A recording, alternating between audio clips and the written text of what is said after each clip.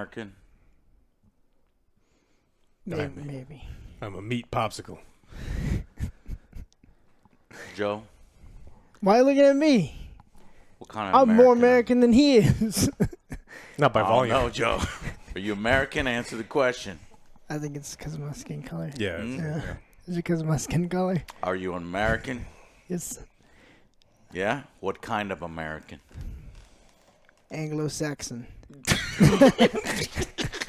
What's up, guys? We just got back from Alex Garland's Civil War.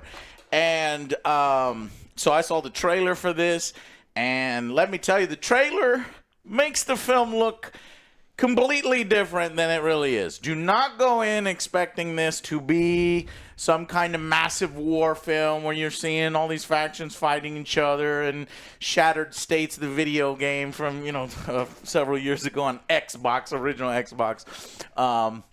This is a film that centers around journalism. Paparazzis. Yeah, no, Joe. These are Anything to get the shots. wartime journalists who are capturing moments in the country's history. And it's really filmed from that perspective and, sort of the psychology that goes into a person who will literally chase the front lines in these very dangerous situations. The thrill of it, the importance of it, the stupidity of it, the effects of it. And I thought that, by the end of this, my heart is still beating. We had to drive, it's like 30 minutes there and back. And my heart's still beating because it is brutal. It is intense.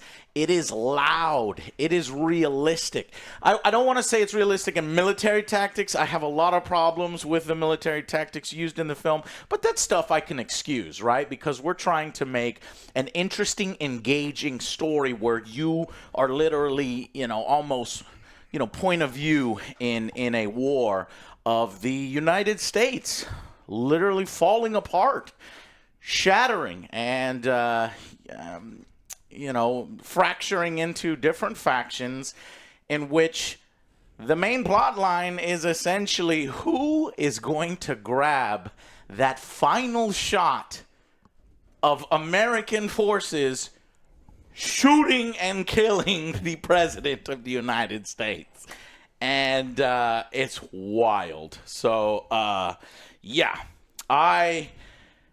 think Alex Garland, who he wrote and directed this, actually, and his credits include previously 28 Days Later, Dread with Carl Urban, which I like. Annihilation, I think. And which one? Was it Annihilation? I'm not sure. I think so. But, man, he really...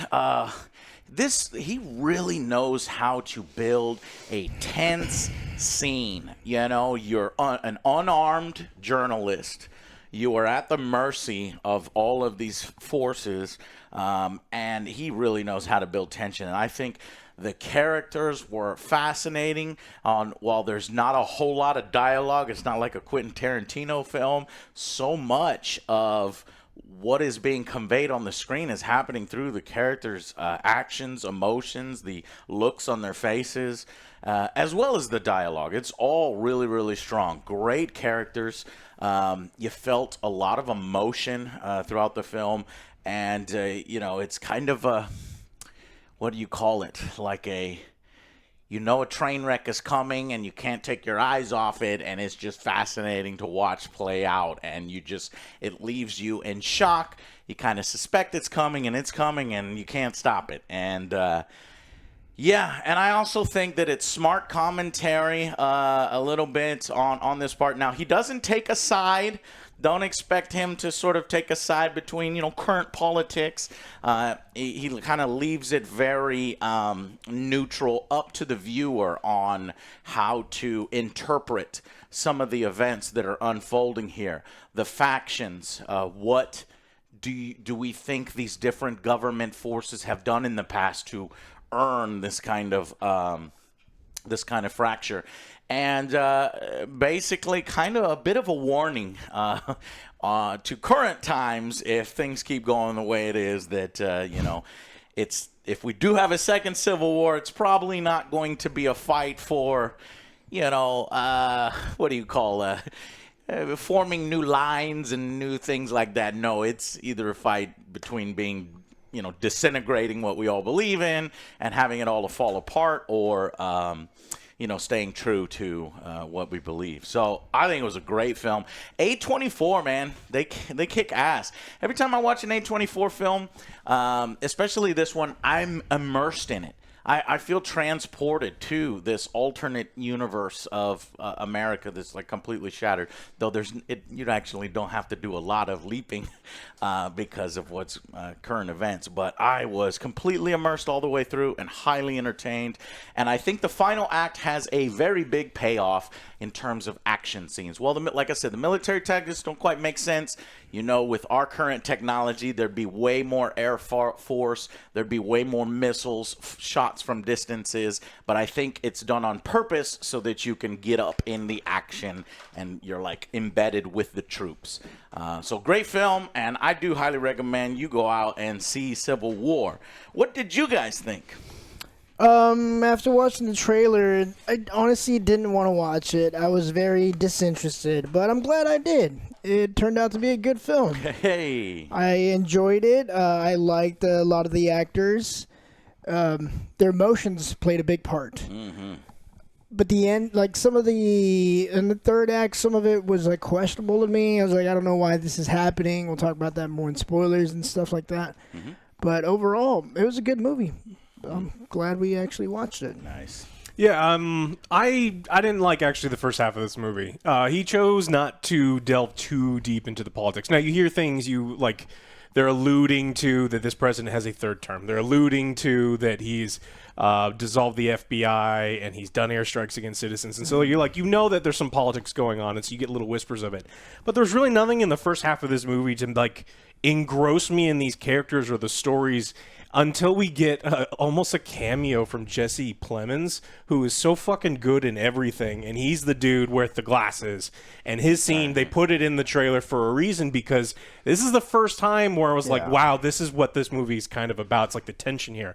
Previously, the tension was characters being the dumbest people on Earth, there's a scene that just I wanted to not be watching this movie. We could talk about it in the spoilers. It's like it is so stupid. And so up until that point, they allude to the main character Lee, who is has been doing the war journalism for a long time. You could tell it's been wearing on Kristen her. Dunst. And she's did a really good job with that, but they didn't really dive very deep into it. And they're alluding to this this new character that's wanting to do what she did, and I just don't feel that he didn't choose a political direction, and he didn't necessarily choose the importance of the journalism, and they didn't choose the relationship. So the movie kind of didn't really do anything. But then the third act, it really starts to get going. There is some really good payoff scenes towards the end.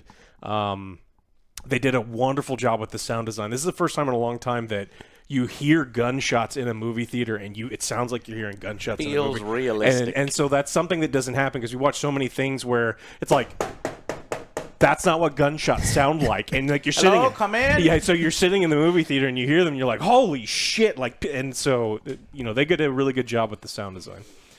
Yeah, great performances, great characters, great premise. Well, are you saying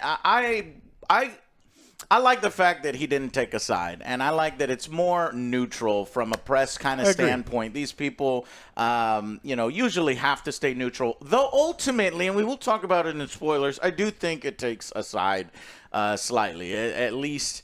And I don't want to give anything away, so let's not talk about it here. My issue isn't that he didn't choose a side. Is if you're not going to delve into politics, then you want to delve into one of those other things and really get me interested, because I was kind of waiting for this movie to get started, and what would have got you interested a little bit more, invested a little more? You wanted more details on how the Civil War actually started at the beginning? It could have been, like I said, it could have been the political. It could have been more just the relationship of Lee versus Jesse. It could have. There's a lot of other things he could have focused on. I just felt like we didn't really focus on any of those things, and so the movie just took a bit to get me interested. Okay, A24 has a style of a slice of life, a matter of fact. Yeah. Like there's not an audience watching. There's not an audience that you need to treat like they're stupid and spell everything out and talk. And sometimes when you do a slice of life movie like that, if there is some missing context or only the context that the characters themselves run into, I think there's enough context here that you do get invested in the first half, but you'll have to watch it yourself to see whether you feel that same way or not. But it's good to know by the third act, I think we were all invested, which that means that Alex Garland had been doing his job, even though the combat tactics in the third act, that probably would never happen. We'll talk about also in the spoilers, what states exactly seceded and all sorts of those juicy bits. But believe it or not, I didn't know this. So Jesse, what's this guy actor's name? Plemons. He's actually the husband of Kirsten Dunst. I did not know that, and he did it as a favor. He's the best part of the whole movie. He is. That scene right there is worth the price of admission. It's fucked up. It's incredibly tense, and the guy does a good job in pretty much. It's reminding me. So it's like Hannibal Lecter is in the movie Silence of the Lambs so little, but he totally stole the show, and that's kind of the thing here. He's not an actor, or even I guess he would be technically supporting actor, but it feels like a cameo, and he stole the movie from him. Yeah, and I like that. So the president, you could draw parallels. I like that he doesn't necessarily draw parallels to any current president. In fact, he's not actually shown to be like okay, well, I don't want to spoil anything, so we'll talk about that in spoilers. It is just harrowing, and I think that as you're watching the film and you're thinking about it, you're like, my God, this is happening in the United States, and that keeps occurring. It's like, my gosh, these are Americans shooting at each other. These are two American military sides that are shooting each other, and we're battling in the fucking suburban streets. We're battling in cities, and it's all there, and I do think you feel the emotions as you go through it. So let's go to final verdicts on Civil War. I'm gonna give this a 7. I liked it, but again, I did want to show, I wanted to see some more of the cool scenes, kind of like the Jesse scenes, like more of that stuff. And I get he's doing the whole perspective of the journalist, but it kind of cut out the scene where we went to that little base camp and then like the little campfire. Add more of the more intense scenes and film it that way. That would have been better for me, but it still was intense. I love the acting. 7. Yeah, I agree with that. I think this is a good movie. I don't think I think it needed to kind of get out of the gate running a little bit. Mm-hmm. At least it doesn't have to be the war scenes. It could have been emotionally. It could have been in a bunch of other ways. So I do like this one. Again, I really commend the sound design because it was killer. The third act is really strong, but it just took a bit to get going for me. So 7. It grabbed me almost immediately. I was invested the whole time. I think it's a great film, great performances, strong third act. I'm going to go an 8 out of 10. I like that, and I think it's purposeful that if there's maps of this, I'll put up a map of the United States right now in the, movie Civil War.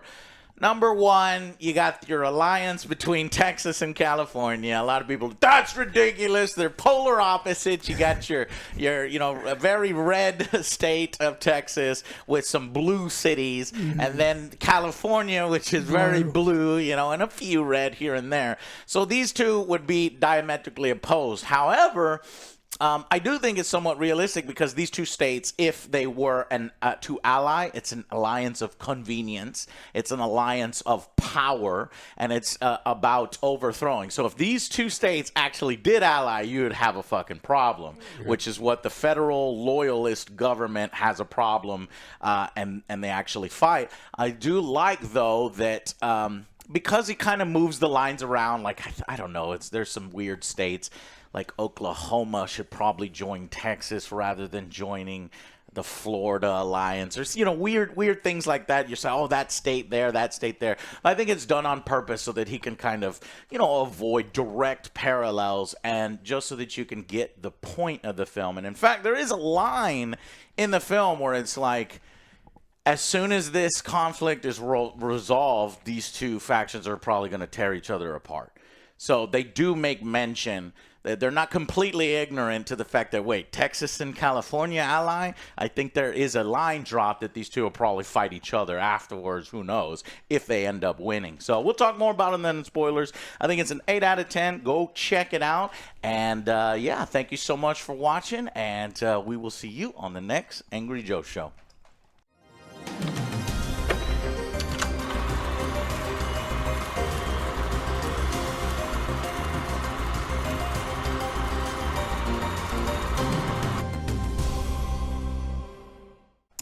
Okay, welcome to the spoiler section.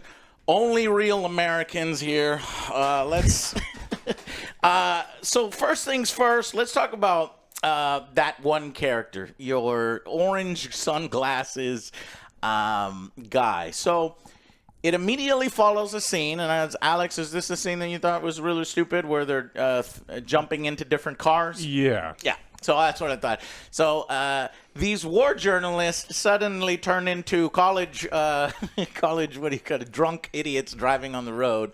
A car is driving at full speed behind them. By the way, America's very tense right now. So there's barely anybody on the roads. Every gas station is a life or death situation. There are armed men at gas stations. So the roads are clear. You're being very serious, and they just kind of have fun in this scene, which I guess I can kind of understand, trying to let loose and kind of forgetting the problems of what's happening here, but it's a little excessive. Yeah. Stupid. These are the kind of people that don't Somewhere need any adrenaline in their system, because they just witnessed a bunch of people get executed 5 feet from them. And To be fair, I'm turning into OJ. They are adrenaline junkies, Yeah. and so that's where they get the rush. So it turns out that this car rushing up on them is not an enemy combatant. They were worried that they're going to get pulled over and killed. It's other journalists that are kind of racing them to the story, and it's just and this crazy Asian guy who jumps. He's Joe's like friend. Yeah, he's one of the guy's friends, and he jumps into the car from the other. He's like, "I'm coming over close," and she's like, "Are you crazy? What's going on?" And so they trade journalists, in fact, and this girl, a young Jessie, who is basically being taken under the wing. Yeah. So Forcefully. Kirsten Dunst's character, she's the veteran. She got the shot in the past. She's well known in this world. And she's kind of taking this girl reluctantly under her wing, mainly because Joel was hitting on her and stuff, getting drunk late night, and said that she can come with them. And so they exchange seats. So fucking Jesse goes into this Asian dude's car. The Asian guy comes into this guy's car, and they drive off. Scene. And it was done, but I don't know. I didn't think it was all that bad as much as you guys would. So it goes over the hill. I like how Alex Alex Garland, not Alex, constantly plays with what you can see in the frame. And so the car goes over the hill, and then once they go over the hill, the car's gone. And you're like, what the hell? Was this guy drive off the side? Is he capturing her? Are they in danger and killed? Later on, you see the car with two doors open, nobody in the car. It's kind of like near a farm, and you're like, what the fuck? And so they pull up, and they go into the back of this area, and they see that there's 2 soldiers that have them captured. They're armed, and they're spreading. What are they spreading, Alex? Lie. And they are creating basically mass graves. There's a ton of dead bodies in the back of a dump truck. Civilians. Yeah, so he doesn't beat you over the head with it, but like he's pretty clear about what he's politically speaking, like especially in this scene, because you've got the guys like, oh, how American are you? Like, what kind of American? Are you the good kind of American or the bad kind of American? And the president has installed himself as almost a dictator, giving himself a 3rd term, and he's dissolved the FBI, and we know that he's done airstrikes against U.S. citizens. So it's like, Yeah, I would say that in this film, the Western forces, Texas and California, who I don't know why, I went into this film thinking they'd be the bad guys. They're the good guys, essentially. They paint them somewhat as the good guys. And But Jesse's character, we don't really know what faction he's with. Yeah. It's a little confusing, and I think his prejudice is different from the current political side of the war that's going on. He didn't I have think the he's two. just racist. Go ahead. He didn't have the Two two stars. stars Correct. on him, so it's like we don't see that he's the Western forces. So It's maybe implied because we've seen other Western forces not necessarily wearing traditional military gear. Hawaiian shirts in There one was scene. Hawaiian shirts, and that was pretty cool. Like, these guys are just relaxing. Those guys must have been the Californian division. Yeah. Not the Texas Hawaii division. 5-0. But yes, but so like all of the Western forces are taking care of the journalists, but and we hear that the loyalist forces are killing journalists on sight. So yeah, At least when you approach Washington, D.C. In fact, they haven't given an interview in 14 months, and that's what our journalists are. They're like, well, they're at the gates. Now is the time to get their final word before they are destroyed. And so that's why they're on this journey to Washington, D.C. So we run into this wild-ass character with these orange sunglasses. And so you assume that either he's with Western forces. However, when he's asking them, he's like, what kind of American are you? And they're giving answers. They are crying because he immediately shoots. Oh, is this your friend? He just shoots the friend immediately. It's He an was Asian American. guy. he was Right. not American. He is kind of racist. But not kind of. He is racist because he's like, since they're Asians, they're not from America. And so then he asks one guy, and he says, Florida. Now, notice that so he doesn't really care about your faction because in the film, the Florida has their own alliance, the Floridan Coastal Alliance. And then he also asks Jessie, the younger girl, where she's from. She says Missouri. And then Lee says Colorado. Colorado. So if I look at the map here, that's all under the loyalist states.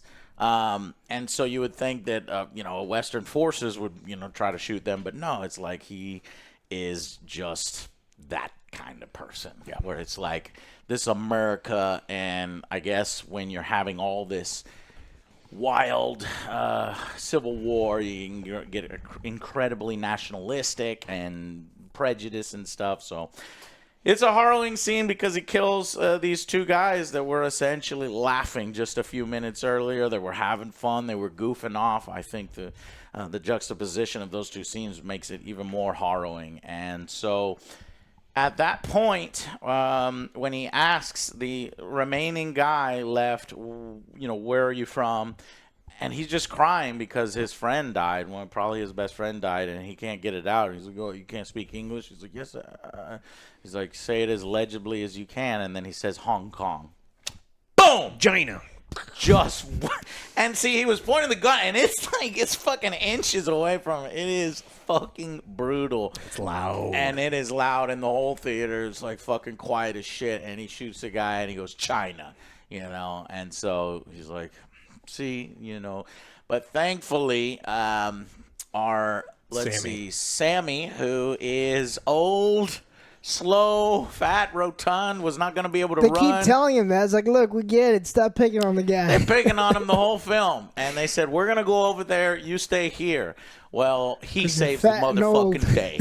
The fat old guy saves the motherfucking day. Great actor, by the way. Yes. And he was in Dune. And actually, he was in Dune 2, but his role had to be cut. He was the mentat that joined the...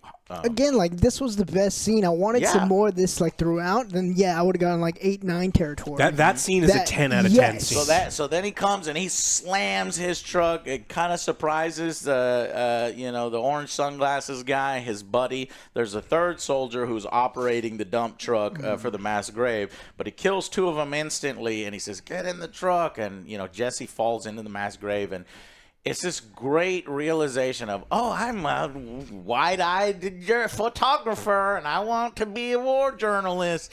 And now she's seeing what the fuck this is like. She actually saw previously another dangerous scene with some locals that had hanged two men for looting. Still alive. And, that really shocked her. But this, when she's in the grave with a bunch of dead bodies, it fucks her up. But yeah, that's what I pull her like out. about that, too, with Jessie. Like, it slowly kind of develops. Because, like, first she sees the brutality, and they're still alive. Then she sees one dead body, and then all of a sudden she's like, with tons of bodies. So there's like a little build up for It that. develops, yeah. They get in there and they just drive the fuck off. The third soldier comes out, grabs a gun, takes some shots, and here's some plinking. And again, Alex already called this out. This is great sound design. All of the sounds in here, fucking perfect. And it turns out, unfortunately, the driver, Sammy, has taken a round to his gut. He did the old cliche. He's like, you don't tell anyone until later on. And it's like, I've been hit. I can't drive. He's like, why? I've been hit. He's like, I can't drive. Why? If I would have got hit like when I'm driving, it's like, oh God, they got me. Right away. Yes. You're just checking yourself constantly. Joe, keep your eyes on the road. Wouldn't you? It's like, I'm hit. Yeah, no, definitely. They were all ducking down. I'm like, them little fucking The guy leather didn't even seats make are a not going to stop sound. the bullet. He didn't make a sound. He's like, kept driving. Yeah.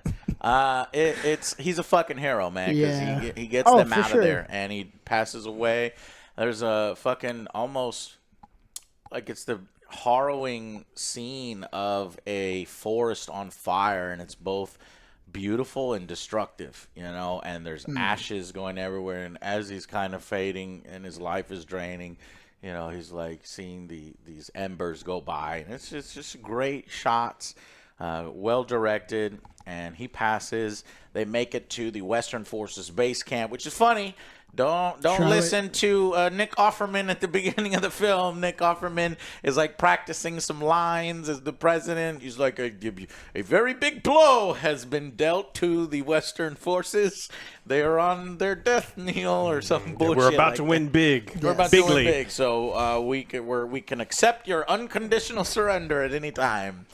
And, well, it turns out that ain't fucking true. The Western forces of Texas and California are pretty much, where are they at? Charlottesville, getting really close to, taking them over. And so then once we get there, we get embedded with, so we get to see all the military gear. We got helicopters, tanks, Humvees and shit. And there's two reporters who are already embedded, and they share the news that it's going even faster than they thought. The government forces pretty much surrendered. So there's a few generals that were loyal to the loyalist president that just gave up.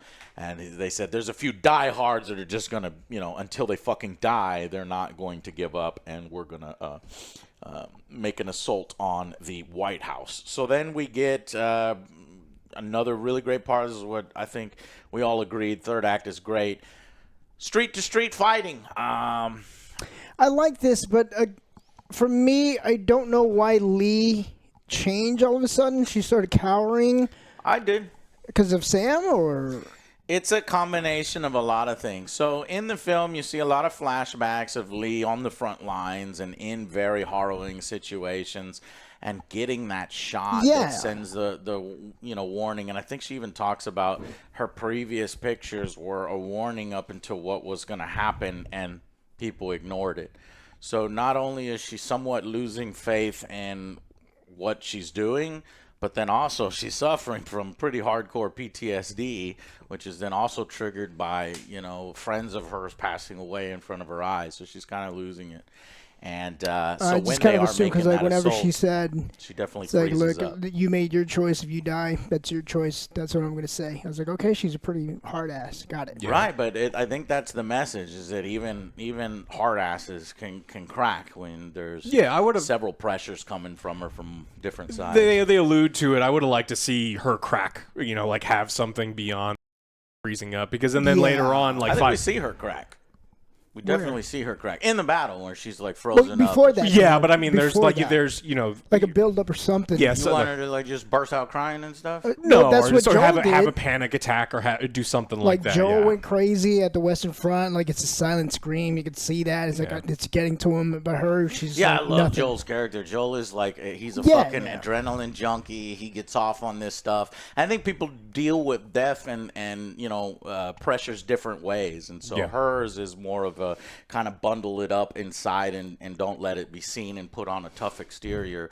But when the shit hits the fan, she is and I kind of definitely get it out too. of It's like the passing of the torch again, because Jesse starts getting more That's bolder, when she gets brave, and then yeah. she starts getting more like that she's cowering, and then Jesse takes over. Jesse, yeah, that's a good point here. Is in the middle of the battle, Jesse is putting her life at risk all over the place. Quite stupid, if you ask me. Being a little reckless with it. Lee was doing the same thing. So to circle back, the last thing I want to say about Lee is like I didn't feel that we got a big breakdown for her, but then she immediately perks back up almost out of nowhere, and then is like to the White House. Yes. And then they march down, and then her and Lee are doing this thing where they're getting out of cover when everyone else is, and because they want to get like the action shot. It's like, ladies. Yeah. She suffers. She breaks down when they're at the street of the White House, just the door right before. Yeah. That's when Kirsten Dunst's character breaks down, and that's what I thought the psychology of it was shown pretty well. But you guys disagree. You wanted her to, crack a little bit Prior, because sooner. like she already started. And Yeah, as soon as we get to the next scene, she's already like, no, I don't want to go out there. And she's cowering and everything. Yeah, she walks. She's walking, and then all of a sudden, the next thing she's completely frozen. Like we see her frozen. We don't see her like going into the process of a freeze or anything. So. And basically, so they are fighting street to street, and we get a helicopter scene here that uses its fucking minigun to take out some fortified positions and fire some missiles. That's a little too danger close. This is what I'm saying here, is that this is movie magic, movie military, because ain't no fucking helicopter going to, in a cross street of downtown, float in the middle, and then fire a missile at one of the buildings at the corner. That's just too close. They might have RPGs or something. I don't give a fuck. It was beautiful. It was beautiful. It was destructive. It was harrowing, and it was fucking badass. And the sound design was great. So they did that. Tanks are rolling through, breaking barriers. Soldiers are getting shot down in the streets, and then finally we reach the White House, and there's bunkers and set up and a machine gun tower at basically a guard checkpoint. This is like the last remaining thing, and I'm like, okay. I kept thinking to myself, stop thinking your military brain, your company of heroes, and your RTS strategy. Obviously, we've seen it before. They have fucking fighter jets. They've got at least 10 fighter jets on their side. So fire a missile from long distance, boom. This guard tower with a machine gun that's laying people down. They drive Humvees from two different directions, and of course the guard tower blows up one of the Humvees. I'm like, you guys, that was fucking stupid. I don't know what you're doing. So you fire at it from long range, but that's all forgiven because obviously it's a movie and we want to see some of the destruction and stuff. What do you feel about the military people putting themselves in danger because the journalists are the dumbest people alive? And they're constantly like, I need to be behind the Humvee with you, and I need to be behind the good part with like all. And then our soldiers are constantly grabbing him. It's like, listen, dummy, get over here. Yes. I love it. I absolutely love it. I think it's very realistic, and I think that shit happens all the time with journalists embedded with soldiers being distracted by them, worrying about having to save their own lives and the lives of the fucking journalists. And of course, these fucking. And I think that's purposeful commentary that these people are simultaneously important. But endangering people and kind of pieces of shit themselves. Like, a little bit of the paparazzi in them comes out. Anything for the shot. So get the fuck back. That guy just died saving you. Yeah. So I like that. I think it was depicted well. So eventually they blow up the fucking gate protecting everything, and it's in this moment you see the actual White House, and then it appears as if the president and the Secret Service are putting them in the bulletproof fucking Suburbans, and they just fucking race out of there trying to break through. And I'm like, that is the dumbest shit I've ever seen. Why isn't he in the fucking bunker or something? They explained it with a previous line that he was doing his propaganda and got trapped in the White House at the wrong time. So you're like, oh, that's crazy that he's trying to break out. That's desperate as fuck. But it was a feint. It's a ruse. It was a ruse. It's a dumb ruse because you use that opportunity to go out the back door, some other fucking underground area, but they didn't. It was just, I guess, a delay tactic because he's still in the White House. And trying to negotiate. That's when Lee kind of basically comes to Kirsten Dunst's character as she's been kind of frozen up, but then she realizes in this moment, nah, I've been here before. He's still in that White House. So they go running. A squad of soldiers, WF soldiers, see her doing so and follows her in. And again, movie Clearly, if this was real, there would be way more fucking booby traps set up. There'd be way more mines, as at one point the tank rolls through the gate and it's just completely, everything's fine. A few rockets fired at it, but it's fun. It's movie magic. And then when they actually go in the White House, there's nobody in there initially. You would think that whoever walks through that front door, pop, pop, just light them up. But no, the press come in, the doors open. It's kind of creepy and quiet and eerie and stuff until the soldiers, Western Forces soldiers show up, and now we're going in embedded hallway by hallway, kind of clearing sections. So I'm sure there are military advisors on set, especially in the scene before when we had the Californian division fighting at some government building, and I was like, yeah, this is I like this. They kind of make it realistic and stuff, and harrowing when they finally get up to the third floor and just shoot that guy dead as he's crying on the fucking floor. But so what I'm saying, at times is movie magic, and then other times is just for it's a little more realistic. So then they're in the hallway with the Secret Service, and it is just a gun battle. In fact, the press secretary comes out and she's like, let me negotiate for the president's death. They dropped the line just before, and they said, no, our orders are basically to shoot the president on sight. So when that fucking lady comes out and she's like, let's negotiate for the president's safe care. And she's like, yeah, no problem. We'll take care of the president. So bring him out. Bring him out. Bring the president out. We'll take care of him. Not to make a deal. She's like, no, and it did. And then, boom, they shoot her. What is it? The neutral places were Alaska and Greenland. Mm-hmm. So we got to take him there. He's like, nope, pop. They pop her, and this is like, wow. And you're like, wow, this is fucked up, man. These Western forces are bad guys. But you don't know what really happened and what these people, authorized again. Yeah. As you guys saying that maybe a little more context could have helped or whatnot. Yes. They do mention that at one point there was the Antifa slaughter, the Antifa massacre.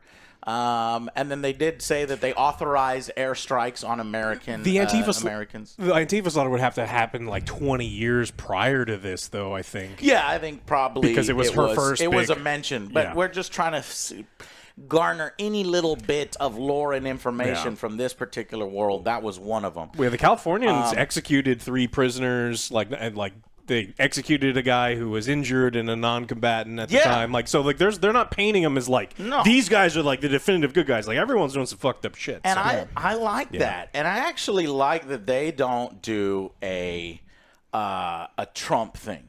So they don't make Nick Offerman's character like a dictator Trump. He's actually kind of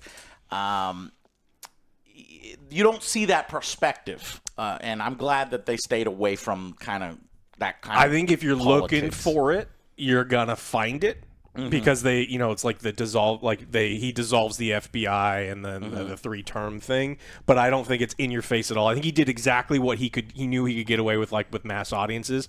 But people are gonna be mad or people are gonna be thrilled depending on what side that you're on. I definitely think it was opposite. I think it was intentional from Garland to cast Nick Offerman, because everybody likes Nick Offerman in a role that it's like, even somebody who can be seemingly good has the potential to destroy a nation. And so you don't really hear from him a lot. You don't really see a lot of what he's done, but you hear it through the backstory. Yeah, he's a dictator. Been doing some fucked up shit. It's definitely a dictatorship. So eventually they kill that girl and then clear some rooms. It is hardcore gunfire. It is, don't stick your fucking head out and start looking around corners, which all of our fucking journalists are doing, taking pictures and shit. And as we slowly go in, we have Lee. We have, who else? Joel and Jesse going in there. And it's the final hallway, Secret Service Oval Office. And motherfucking Jesse decides to be a dumb little bitch and run out in the middle of the fucking thing for no reason. Like, I'd understand if she ran into the fucking Oval Office to try to get a shot. What kind of shot is she gonna get? She's guy peeking. She's gonna get a shot of a Secret Service. Right? They should have filmed it in a different way. Yeah. It's just to make me fucking mad because Kirsten Dunst's character sees her and her immediate reaction is to fucking go and save her instead of taking the moment. But do you see? This is all character stuff. Normally, Lee would have probably probably took the moment, and that one she has been changed, and she goes to try to see her because she sees herself she sees Jesse's character becoming her, and she doesn't want that to happen. So she Call tries back to from the beginning. It's like, if I die, you're gonna take a picture. It's like, what do you think? Right. Okay. And then this is what happens here. So as she gets like, pushed back by I Kirsten, saved you. and she takes the picture of the moment that Kirsten Dunst is She gets 3 shots before she hits the ground. That's fast. Yeah. I think the Secret Service have the MPKs. Yeah, they were. MP5Ks. So anyway, she goes down, and then it's like the sound design really good here. It's and it's not like everybody rushes to her body. No, we gotta go. So we're still going, and she's like running because we still have to get that fucking shot of the president.